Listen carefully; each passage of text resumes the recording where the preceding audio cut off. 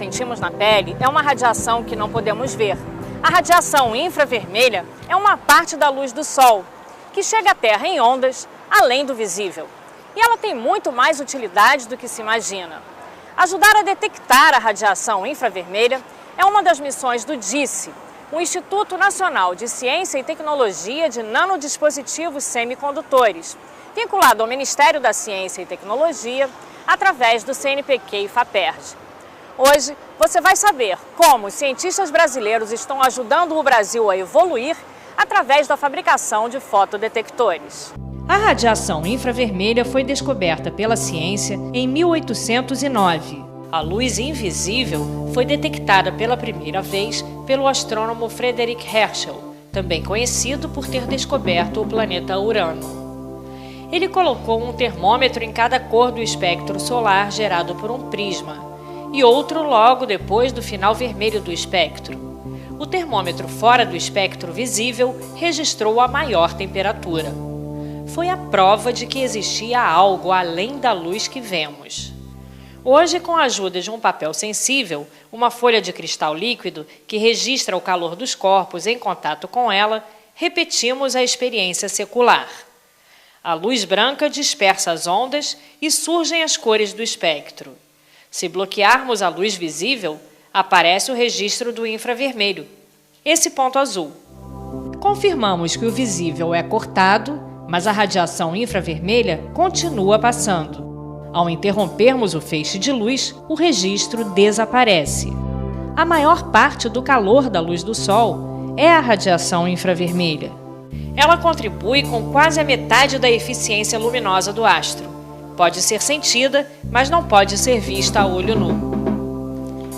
As cores da luz têm energias diferentes e comprimentos de ondas diferentes. A luz azul tem uma energia mais alta, portanto tem uma onda com comprimento menor. A luz vermelha tem menos energia e ondas de comprimento maior. As ondas mais curtas são os raios gama, mais curtas que um átomo. As mais compridas são as de rádio.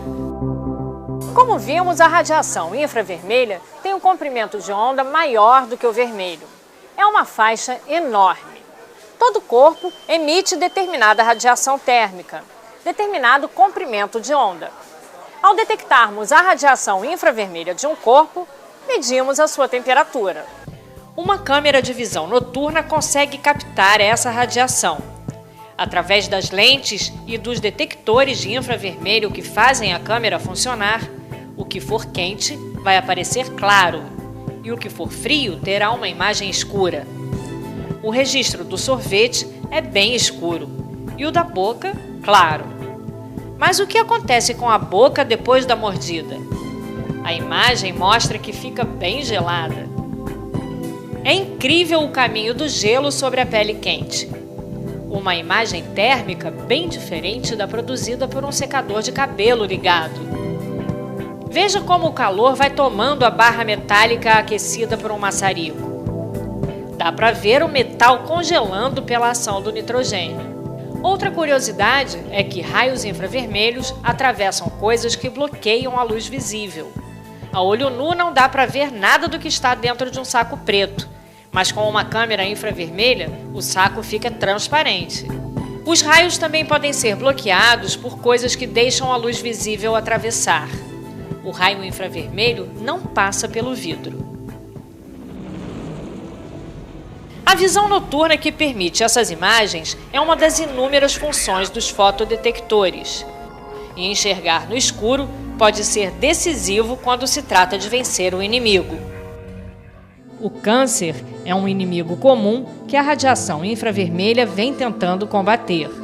Imagens térmicas são aliadas da medicina na localização de tumores e também em outros diagnósticos.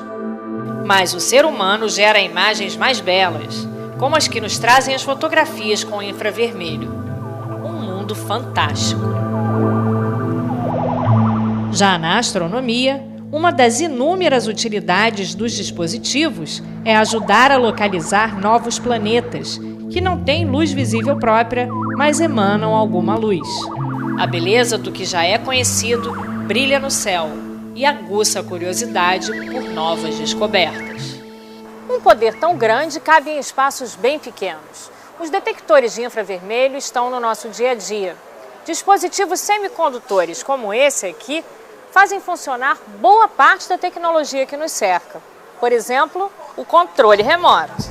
Os fotodetectores são um dos principais produtos do Instituto Nacional de Ciência e Tecnologia de Nanodispositivos Semicondutores, o DISSE, com sede na PUC do Rio. Aqui se aprende como cada dispositivo é construído de acordo com a sua aplicação. Com cálculos teóricos, você projeta qual é a estrutura que você precisa para detectar um determinado comprimento de onda para uma determinada aplicação. A base é o substrato, um wafer. Ele é colocado em um reator e cresce em camadas atômicas de materiais diversos.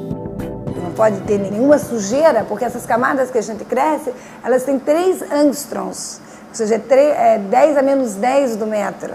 É muito pequeno, então qualquer poeirinha vai estragar completamente o meu dispositivo no final. O meu dispositivo não vai funcionar. Então, para você ter a estrutura final, leva cerca de 4 horas. Você tem que aquecer, você depois deposita, depois você tem que resfriar para poder tirar esse wafer do equipamento. Então, a gente faz uma série de medidas de caracterização. Então, a gente caracteriza por difração de raio-x para saber qual a composição do material e a espessura das camadas. A gente caracteriza para saber as propriedades elétricas com o equipamento de efeito Hall, em que a gente vai saber quantos elétrons tem ali para conduzir a corrente, qual a corrente que eu posso conduzir utilizando aquela estrutura. E depois a gente faz uma caracterização óptica. A gente vê se a qualidade óptica do material é boa. Então a gente vê a qualidade cristalina, qualidade elétrica e a qualidade óptica do material. Cada wafer pode produzir milhares de dispositivos. Sobre cada pedacinho desses é impresso um padrão de acordo com a sua utilidade. Então a gente usa a litografia, depois a gente coloca numa submontagem e solda nos contatos, na parte metálica, onde vai ser feito o contato, a gente solda fios e dessa maneira, através desses fios, a gente consegue ligar o dispositivo ao mundo externo. Esse padrão vai ter uma parte metálica em ouro, que é onde a gente faz o contato, e tem uma parte que não tem metal, é uma janela. Então a radiação vai chegar nessa janela, vai produzir uma corrente ali no meu dispositivo e eu, através desses fios que eu soldei, eu vou conseguir medir essa corrente. Então essa corrente vai me traduzir a intensidade da luz que chegou. Com a informação necessária concentrada no dispositivo, ele está pronto para entrar na atividade para a qual foi feito. Gases tóxicos, em geral, eles absorvem a luz nessa faixa do infravermelho. Então você consegue colocar uma fonte de infravermelho, aí se você tiver o gás no meio do caminho, na outra extremidade você coloca o detetor. Se passar o gás tóxico que absorve, essa luz não vai chegar no detetor. Então você consegue, não chegou a luz? Então é porque tem esse gás tóxico. Com um detetor de infravermelho também podem ser utilizados para comunicações ópticas no espaço livre.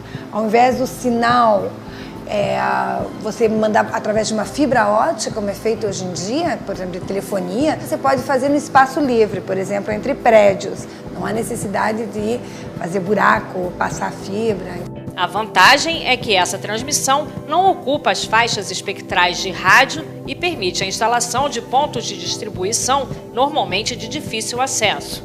Além da parte de comunicações ópticas, o monitoramento ambiental é bastante importante. De fato, se você puder, você coloca um detetor num avião, você pode detectar com muita facilidade desmatamentos na Amazônia. Você consegue ver através da fumaça. Então, por exemplo, você pode descobrir onde que é o foco de um incêndio. Então, na previsão de catástrofes, digamos assim, eu acho que tem um papel bastante importante. Todo o esforço dos 28 doutores do DISSE, entre físicos, engenheiros e cientistas de materiais, é para desenvolver fotodetectores através de estruturas inéditas. Dar um passo à frente para ajudar o homem a ver o invisível. A gente fabricar esses dispositivos, esses detetores, tem, na realidade, 2 interesses. Um interesse é, de fato, conseguir produzir detetores melhores do que existem hoje em dia no mercado, utilizar nanotecnologia, estruturas muito pequenas que devem produzir dispositivos mais eficientes, com um desempenho bem melhor, bem superior ao que existe hoje em dia no mercado.